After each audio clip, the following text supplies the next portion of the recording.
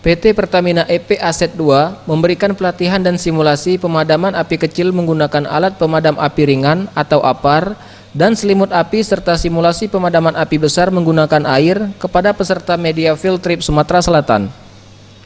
Dalam simulasi ini, HSE PT Pertamina Asset 2, Fikri Kusnandar menjelaskan, alat pemadam kebakaran terdiri dari 3 jenis. Pertama ada APAR yang isinya gas, bubuk, dan berupa cairan, dan untuk penggunaannya sendiri berbeda sesuai dengan apa yang terbakar.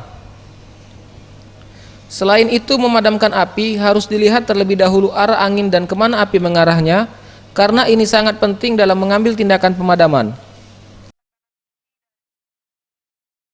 Ya, jadi simulasi yang kita lakukan hari ini sebenarnya ada simulasi pemadaman api kecil menggunakan APAR dan fire blanket.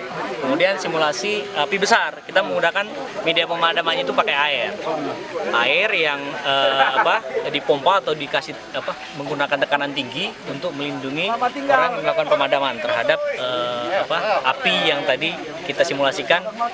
Personilnya kita sebenarnya banyak, Bu. Jadi dari memang orang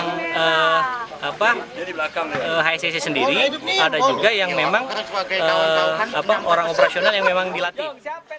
HSE tim PT Pertamina EP Asset 2 di Prabu Muli memiliki 3 tim dengan 1 tim beranggotakan 10 orang dan didukung 6 unit mobil pemadam kebakaran yang bertugas dalam memadamkan api di wilayah kerja perusahaan maupun rumah warga terdampak kebakaran di Kota Prabu Muli. Untuk tim pemadam kebakaran sendiri, PT Pertamina EP Asset 2 rutin mengadakan pelatihan dan simulasi untuk karyawan maupun warga di sekitar area kerja agar dapat memahami serta menanggulangi kebakaran dengan cepat.